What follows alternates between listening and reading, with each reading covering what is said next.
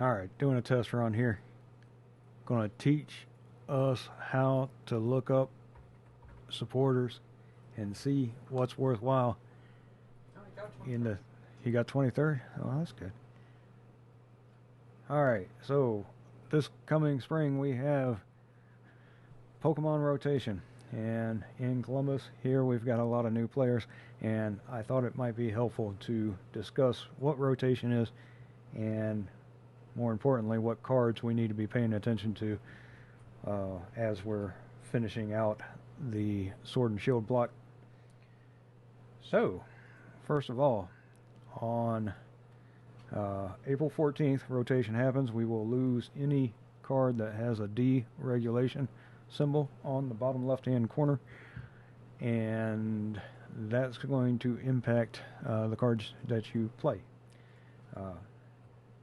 We'll be gaining some cards on March 31st in the form of Scarlet and Violet base set. But let's take a look at what will be available to us from the cards we currently own. I'm going to show you how to look those things up real quick, and we'll try to put us together a list to see what is most worthwhile to hold on to. Alright, so we'll start by going to Pokemon.com.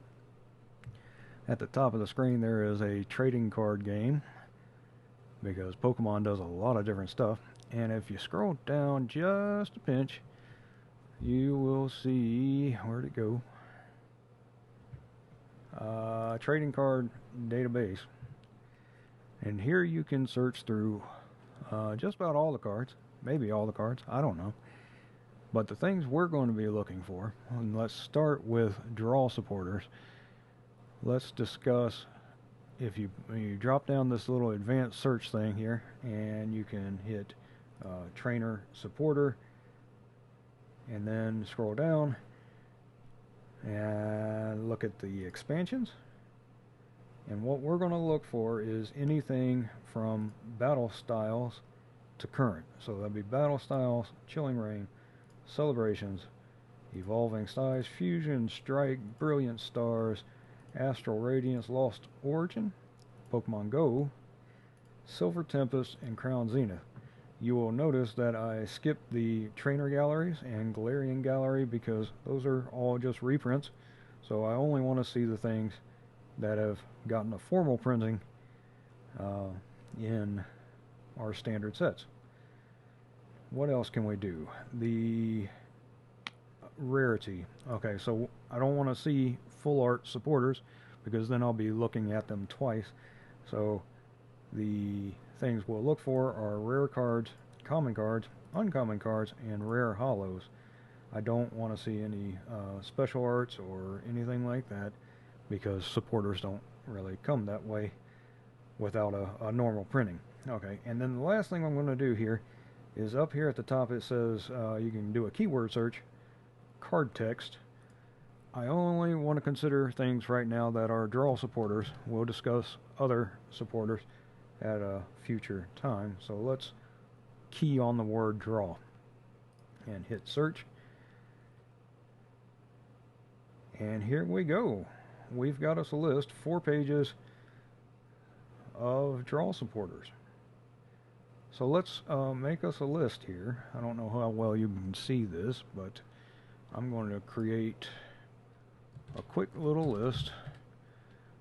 Shuffle, draw of 4. Previous turn KO. Shuffle, draw 7. Alright, we've got Karina. And I'll probably just fast forward through this because you see what I'm doing here.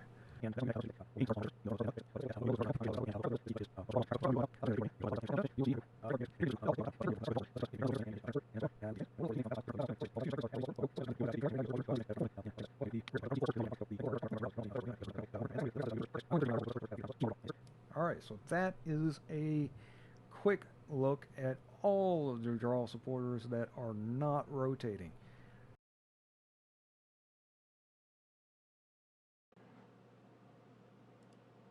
Okay, so this has been really tough.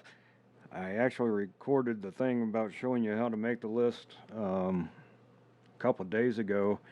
There are 45 different draw supporters, specifically draw supporters. And it's a lot to go through and try to be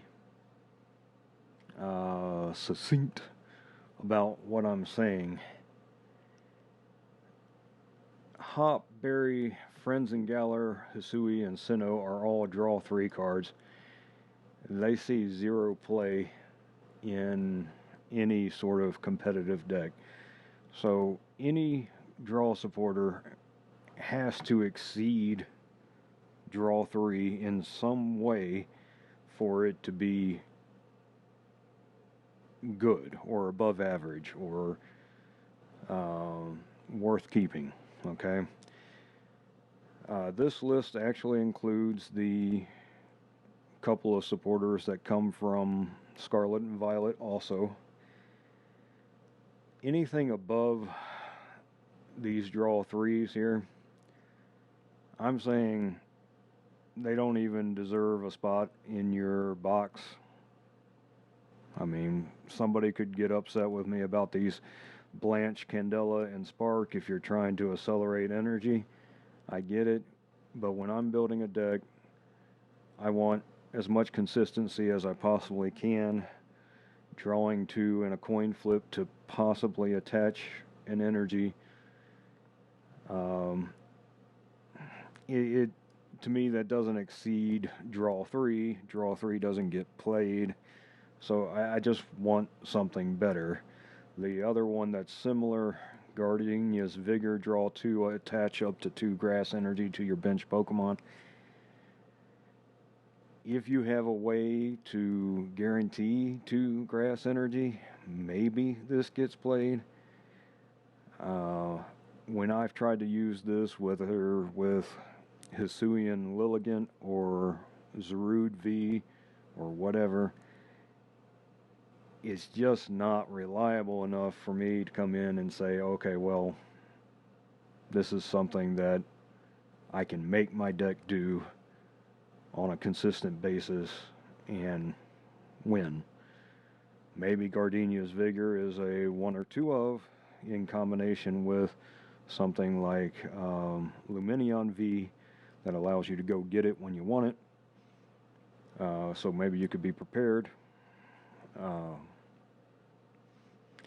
I haven't found it to be successful. I know people are playing it with Regidrago VMAX or V-Star rather, but I find it a little underwhelming. Rather than go through each one of these individually, because I mean, who wants to listen to me prattle on about 45 individual cards? Instead, I'm going to tell you the ones as I'm going through my suitcase of cards that I'm going to keep, that I use to hand out to new players when they come in and build decks. I'm going to make a short list of the things that I think I'd use if I'm building from scratch sort of deck. So, with that said, first on the list is Professor's Research. It is hands down the best draw supporter in the game currently. So this one gets a big fat number 1, right? I prefer to play single prize decks. There are 3 cards that benefit when you had a Pokemon knocked out the previous turn. Those are Cynthia's Ambition. Let's see, can I make this bigger? Which draws your hand to 5, but if you were knocked out last turn, draws to 8. Bruno, Shuffle to draw 4, and if you had a knockout on your opponent's last turn, draw to 7. And then there is, it's a draw 2, if a gym trainer. If you suffered a knockout, draw 2 more. So the way I build most of my decks, there are more often than not usable cards. So I'm looking at this as a draw 2 you draw 2 more, you're drawing 4. How often is my hand going to be in such a way that when I draw to 8, am I drawing less than 4? My opinion is Cynthia's Ambition is better than the other two, with Bruno coming in second there and Gem Trainer pulling up the tail. I probably would not hold on to Gem Trainers in my box. Not until these other two rotate. And I think we've got at least another year on both of them. I may be wrong about Cynthia's Ambition, but Bruno is definitely at least one more year. So my thought is this is 2 for me. Also, 2, Colress's Experiment. Look at the top 5, keep 3, Lost Zone 2. This is a very handy card because you get to go 5 deep and be choosy about the things that you keep. You're adding to your hand rather than shuffling it back in. Those sort of things are important. And you can look at that as 2 different ways to approach your draw supporters. You have shuffle draw, and then you have add to hand draw. Cynthia's Ambition keeps the resources you have, whereas Bruno puts them back into the deck. You get 7, you could end up with the same cards back in your hand. So adding to the hand, to me, feels better than just shuffle draw. Of course, there are different situations. You need the energy back in the deck. If you're using something like Mirage Gate to get energy out, you've got a lot of energy in your hand. You want to shuffle draw. I understand. I get it. Maybe Bruno's a thing there. But Colress is a draw 3, but look at 5. So that it's handy. And usually there's a card that you can say, oh, I really don't need this anymore. This matchup is not going to be important. Okay. So those 3, of course, this one being for more single prize decks, Colress being add to hand, Karina's Focus, simply draw to 6. That, I would think, on average, is usually at least a draw 3. Maybe you can whittle your hand down to a 1-card hand, play the Karina's Focus, and you get a full 6. So that seems pretty valuable. In our current meta, you have a lot of opponents who have big hands with Lost Box, right? They're constantly adding to their hand. So Zizu, the idea of drawing until you have the same number of cards in your opponent's hand plus 1, that seems like a good card to have. Kamado, discard till you have 1 left, then draw 4. This one, and who else am I thinking about? Serena. I think both of these you have to be able to retain. You have to be able to, at least for Serena, you have to at least be able to discard 1 card in order to get the draw effect. I think Kamado, you have to be able to retain 1. I probably should look that up before. Well, let's do that. Can I pull this over here? Let's go to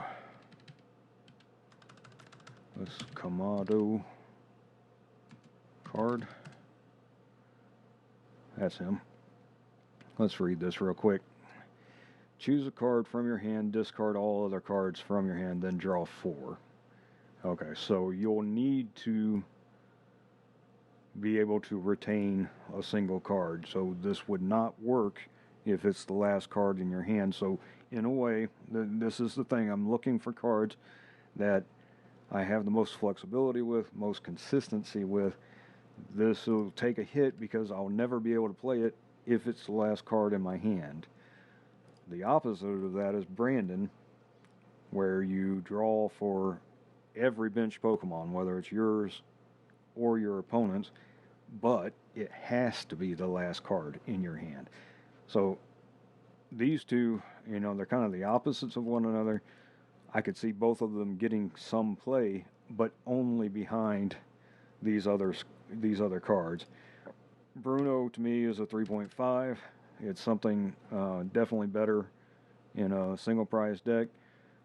I could see situations where I run Professor's Research by 4, and then maybe 2 Cynthia's Ambition, 1 Bruno, some kind of mix. But it's definitely a playable card. And Shauna, Shuffle Draw 5, kind of works like Copycat, shuffle and draw for each card in your opponent's hand. The difficulty is if your opponent has nothing in their hand, 1 or 2 cards, then shuffling and drawing for 2 is not fun. So this is a not very reliable card, right? You can't count on this thing to do at least the Shuffle Draw 5. So in my personal opinion, I think this is about where the line is in playability, right? I feel like this is probably a 4.5 in my opinion. I keep saying in my opinion because all of this is, kind of muddled. But, like I like the idea of being able to draw 4 and keeping a resource. I like the idea of being able to draw what could be, 8 with Brandon. If you are building a deck that you're going to have a 5-wide bench, it's going to be draw 5, right? And your opponent's probably going to have a couple bench Pokemon, so 7, 8. If they've got a full bench, you're drawing 10. I think Brandon could be a one of if your deck has enough playable cards that when it pops into your hand, that you can get down to that one. I'll play one of them. I'm going to give it a shot. You might see it in our local tournaments here before too long, just because I want to test the card. Copycat, like I said, I think I'm going to prefer Shauna and Youngster. Youngster's the one that comes out in Scarlet and Violet. Judge, both players shuffle draw 4. This is not as good as Marnie, but right now it is the only draw supporter that we have that manipulates your opponent's hand. So it's kind of a necessary evil. As soon as we get something better than shuffle draw 4, which we kind of have in Roxanne, if your opponent gets ahead of you, or not even ahead of you, if they have 3 or fewer prizes left, this is a 1.5. You don't run it in large quantities, I don't think, because half of your opponent's game, it's not playable. So it's a 1, maybe a 2 of. Maybe it's a situation where you run 2 Judge, 1 Roxanne with the 4 researches, and a Colress or 2. I don't know. But that's about where I feel. I hesitate to call it a 5 because it's almost a mandatory card right now, so it gets a little asterisk. As soon as we can replace it with something better, whether it was N back in the X and Y days, Roxanne trumps it because you get 6 versus them getting 2. The big pullback being it's so limited in how you can use it, when you can use it. You don't want it to be Roxanne. You wouldn't want it to be too many counts in your deck. And I kind of feel that way about Judge because shuffling and drawing 4, that's Bruno. So it can't be any better than Bruno, in my opinion. Yeah, you get it. You get what I'm saying.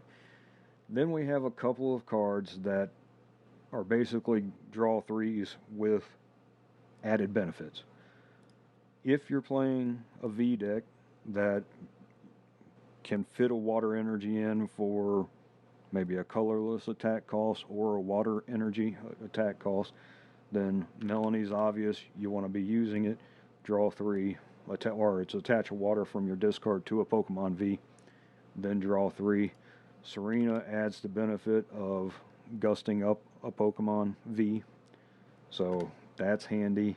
Avery limits their bench. They have to start dropping Pokemon. Worker, I think, I didn't even know it existed until I did this list, honestly. Draw 3 and discard a stadium. If you're running something that's sensitive to Path to the Peak, then one of two of these might be a worthwhile thing instead of playing something like Pumpkaboo or Lost Vacuum. I mean, they're all options, but Worker could be a good one. This one is from Miriam, is from Scarlet and Violet. You have to shuffle Pokemon from your discard pile back into your deck, up to 5 of them, then you draw 3 cards. I think we're losing Ordinary Run.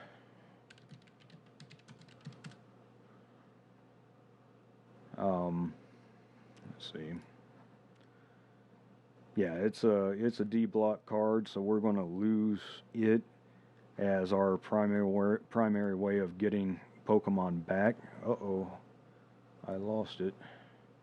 How do I make this merge again? Dang it. You know what we'll do? My bad. There we go. Okay. Make this bigger again. This is not a professional operation here. Let's get rid of that. Okay.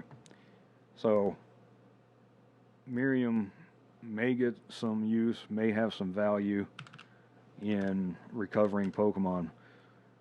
New players don't see the number 5 on here and say, I have to get 5 back. That you may only want to get 1 attacker back, 1 utility Pokemon back, and that way you're not drawing back into 5 Pokemon with your 3 cards, right?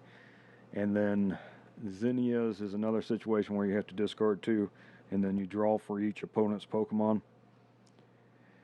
Well, if they're not running a whole bunch of Pokemon, you're in trouble. So definitely we're done playing at this point.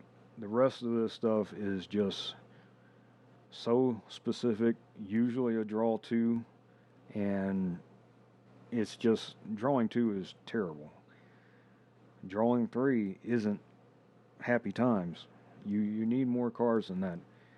Avery gives you the benefit of limiting their deck or their bench, so there's value there. The draw 2 attached to Grass Energy. So yeah, this is kind of what I'm thinking. Let's see, can I sort it here? Data, sort sheet, column A. There we go. Something like this. The rest of these cards are coming out of my box. I'm not bringing them with me anymore. I will always recommend to you Professor's Research.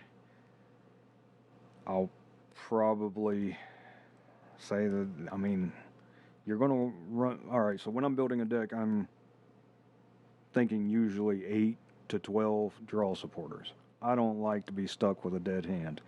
I would so much rather slap down a Professor's Research and get 7 new cards when I've got, 3 unusable cards, but I think they might help later on down the road. The next 7 are going to have something that helps now, so I'm playing the research. I'm not going to play copycat. Just not going to do it. So here we go. This is what I think. 4 research, a Shauna in a multi-prize deck. Maybe we can try the Zuzu out. 2 or 3 judges and a Roxanne. That's going to be my go-to combination come April. Anyway, I hope this is helpful. If it is, give me some positive feedback. If this is not worth my effort and time, I'll recognize it by the blank look on your face when you don't say anything about it. And if you absolutely hate this, you probably gave up watching a long time ago. So I'm not talking to you anymore. All right. I guess that's it. Yeah. Let me know if you want me to look at any more specific types of cards, and we'll go after them and see if we can't make a list of keepers versus keep versus toss. All right. Deuces.